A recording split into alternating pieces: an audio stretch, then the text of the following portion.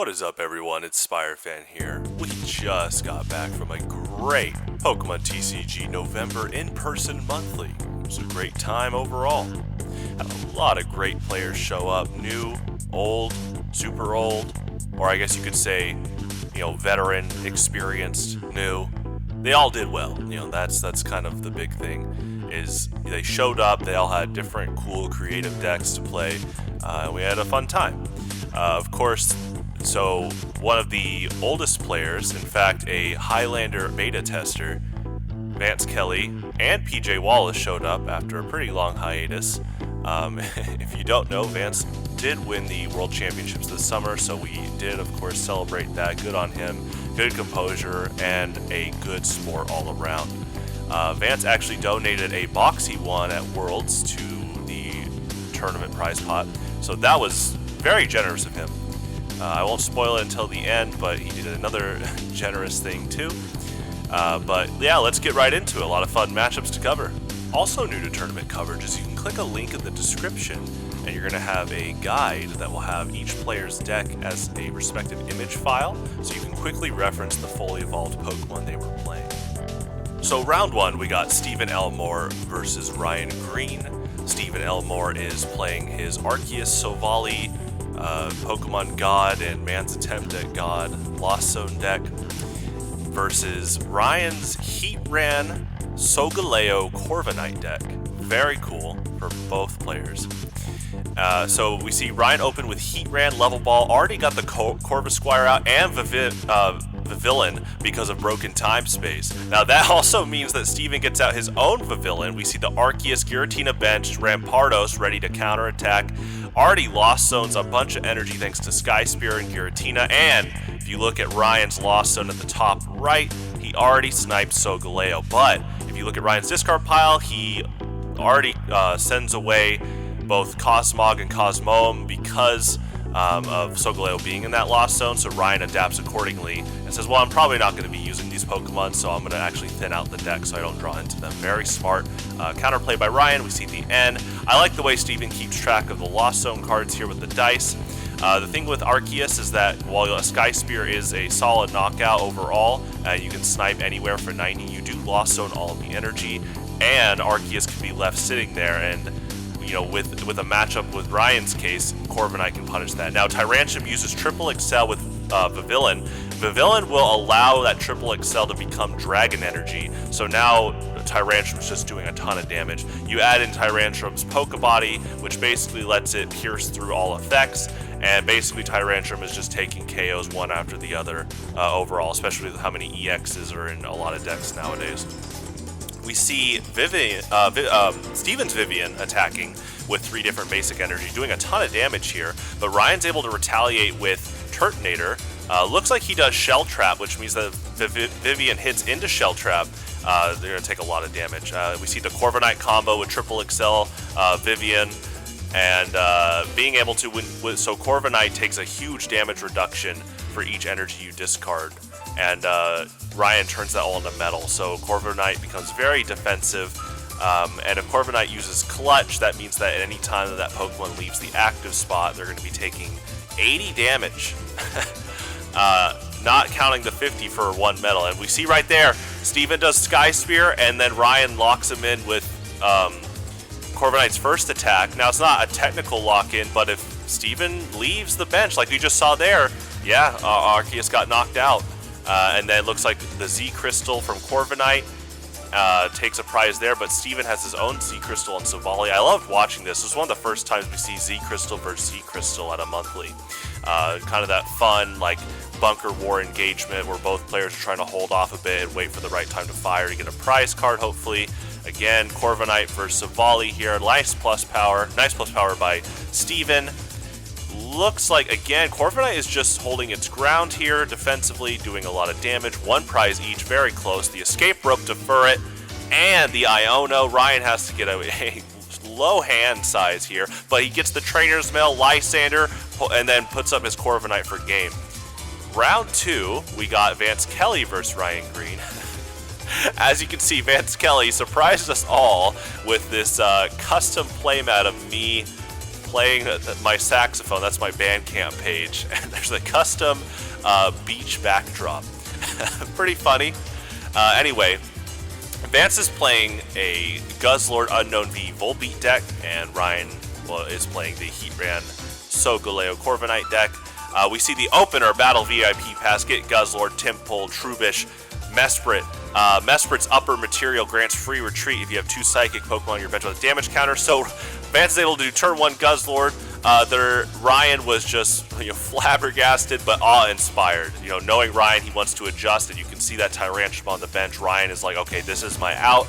I'm going to try to Tyrantrum, pierce through Guzzlord. The thing is that, well, you're about to see, yeah, Vance plays Garbodor. Garbodor will shut off Tyrantrum's Pokebody, so now Tyrantrum can't pierce through all of those defensive special energy cards on Guzzlord. Ryan doesn't give up though, plays the N, sees if he can find the Dragon Energy, promotes Turtonator as a wall at first. He's really trying to gear up Tyrantrum to looking like he's probably going to have to KO Garbodor in order to pierce through Guzzlord, but yeah, Vance quickly takes those prize cards with Red Viking, which says you get 2. And he takes the game. Next up, we have Vance Kelley versus PJ Wallace. PJ Wallace is playing a deck that Ryan actually built for our friend John Miney, which is Blacephalon, Typhlosion, Dusknoir. And we see the opener with Ho-Oh. Now, usually in this deck, Ho-Oh wants to be in the discard pile to use Rebirth to start moving energy around to your other Pokemon, but you can actually blitz with the break. We see Vance again get his consistent Guzzlord opener, using Eat Sloppily again for 0 energy, which lets you discard as many cards from the top of your deck as you like and attach all those energy, and the rest go in the discard pile. As you know, Unknown V here and Volbeat are a good combo for retrieving the discarded cards here. Volbeat gets your supporters back, and Unknown V gets back Volbeat. So Vance really did create a good system here. We see the AZ to cycle his Pokemon on the bench. This is also really good in case PJ wants to stall out one of Vance's benched Pokemon in order to try to work around Guzzlord. We see PJ get a Quilava with 2 fire, but isn't able to get out the Typhlosion yet. We see Hauntor, Gengar, Mega Gengar, looking like he's trying to pull something up. Yeah, looking Palpitoad there with Shadow Room, trying to make sure Palpitoad doesn't retreat. And we do see an error there. You are supposed to have a form change key on your Megas. So Gengar cannot have that tool, but it didn't play a factor into this match, so no big deal there. I know that was just an easy mistake on PJ's part. He's a very experienced player. Vance takes that one. Round 4, Stephen Elmore versus Brennen LaMastres. And Brennen is playing Barbaracle Golem Marowak. You can just be very aggressive with Barbaracle and Golem, able to discard a bunch of energy from your hand and do a ton of damage. And so Steven leads with Stantler, able to grab that Colress's Experiment and start loading cards into his Lost Zone. Brennen leads with Lapras, able to retrieve cards with Shuffle Armor. We see the Barbaracle promoted with 2 energy already, and just looking to stream damage. Looks like Stantler gets knocked out. Now Steven is playing both Golisopod and Rampardos, these high damage 1 energy attackers that are really good, just omni problem solvers overall. We'll see what Steven does. Now Barbaracle is weakened to grass, so Steven does have a good edge here, as you saw with Golisopod versus Barbaracle, able to do a first impression for knockout. We see Brennen promote the Regirock. Regirock is good for cycling energy, but also Regirock, like the other 2 Regis from Gen 3, are all anti-EX. So even though Golisopod isn't an EX here, you can still go for a Stone Edge and try to get a lot of damage on the board.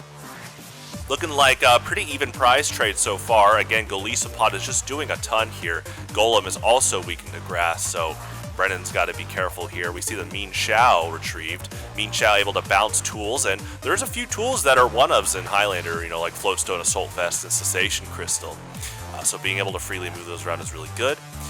We see the Vivian loaded with a bunch of basic energies, so you can do a ton of damage here, take prize cards. Steven and Brennen are both trying to keep good momentum here. And I really like that Steven keeps pushing Sovali with a Z Crystal this tournament.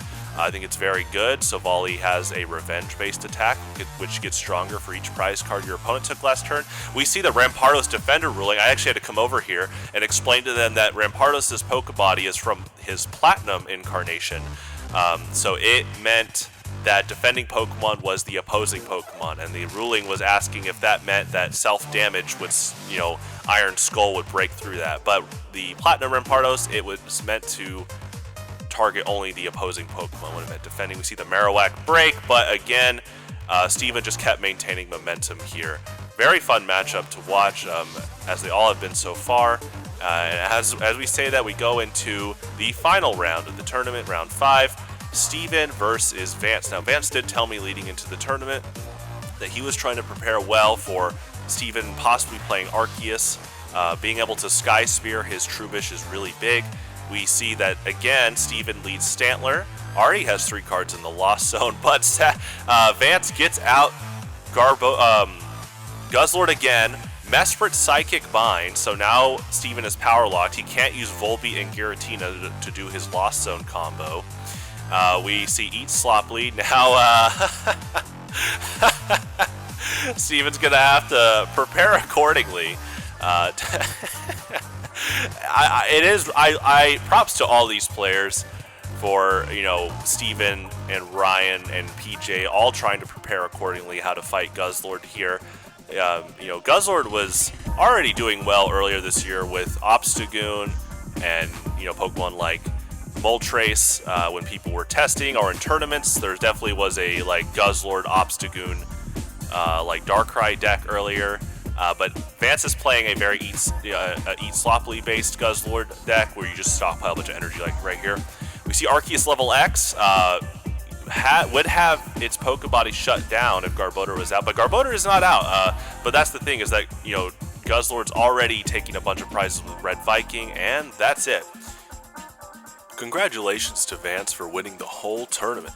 The dude shows up, brings a sealed box that he won from Worlds, donates it to the pot, and then says, okay, person that gets first gets this. He gets first, opens the box, and shares all the packs with all the participants. I didn't even enter, and he gave me some packs too. So awesome stuff, man.